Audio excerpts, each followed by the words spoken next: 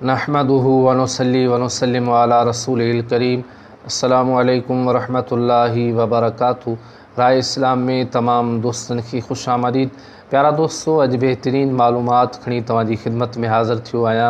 यकीनन अवांखे पसंद इंदी सो ही है त अज दुरूद पाक पढ़ण जी फ़ज़ीलत जे मुतालिक अवांजी खिदमत में हज़रत सय्यदुना अबू बकर सिद्दीक़ रज़ियल्लाहु ताला अन्हु जिन जो फ़रमान मुबारक अवांजी खिदमत में अर्ज़ कंदुसि।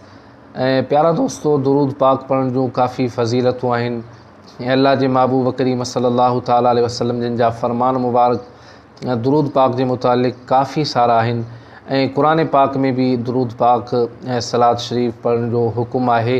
यकीनन दुरूद पाक पढ़ण वारो माण्हू ख़ुशि नसीब हूंदो आहे ऐं दुरूद पाक जे सदक़े अल्लाह पाक मुश्किलातूं परेशानियूं आसान फ़रमाईंदो आहे, मुश्किलातनि खां निजात अता फ़रमाईंदो आहे।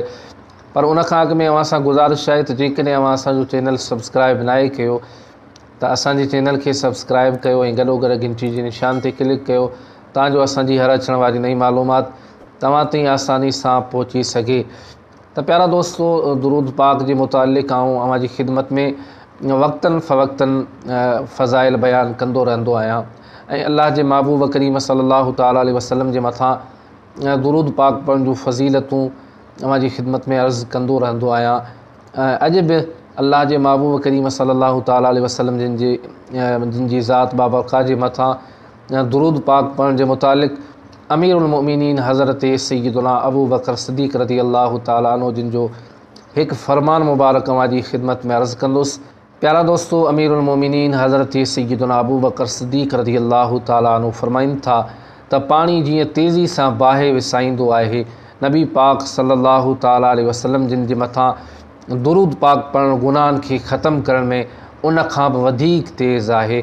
त प्यारा दोस्तों, अव्हां इन फ़रमान मां अंदाज़ो लॻायो त जीअं पाणी बाहि खे जल्दी विसाए छॾींदो आहे, उन खां बि वधीक नबी पाक सल्लल्लाहु ताला अलैहि वसल्लम जे मथां दुरूद पाक पढ़ण गुनाहनि खे ख़तमु करण में तेज़ आहे।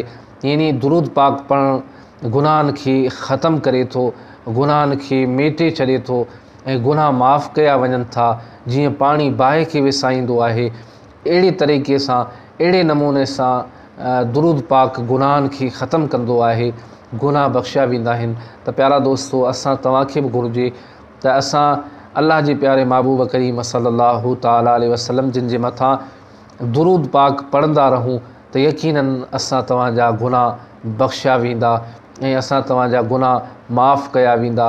त जेकॾहिं असां पंहिंजे गुनाहनि खे माफ़ कराइणु चाहियूं था ऐं जेकॾहिं चाहियूं था त असांजा गुनाह माफ़ थी वञनि, गुनाह ख़तमु थी वञनि, त असां अल्लाह जे महबूब करीम सल्लल्लाहु ताला अलैहि वसल्लम जे मथां कसरत सां दुरूद पढ़ूं। यकीनन दुरूद पाक जी कसरत सआदतमंदी जी निशानी आहे, ख़ुशि नसीबी जी निशानी आहे। अल्लाह पाक असां तव्हां सभिनी खे मुहब्बत सां दुरूद पाक पढ़ण जी तौफ़ीक़ अता फ़रमाए ऐं अल्लाह जे प्यारे महबूब करीम सल्लल्लाहु ताला अलैहि वसल्लम जिन सां पक्की ऐं सच्ची मोहब्बत नसीब फ़रमाए ऐं आका जी सच्ची ग़ुलामी नसीब फ़रमाए। हुज़ूर अलैहिस्सलातु वस्सलाम जिन जी सुन्नत मुबारका शरीयत मुतहरा जे मथां अमल जी तौफ़ीक़ अता फ़रमाए। त प्यारा दोस्तों, ही हुई अॼु जी मुख़्तसिर मालूमात जेका मूं अव्हां दोस्तनि जी खिदमत में अर्ज़ कई। वरी नई मालूमात में अव्हांजी खिदमत में हाज़िर थींदुसि। तेसीं ताईं इजाज़त ॾींदा। अल्लाह हाफ़िज़।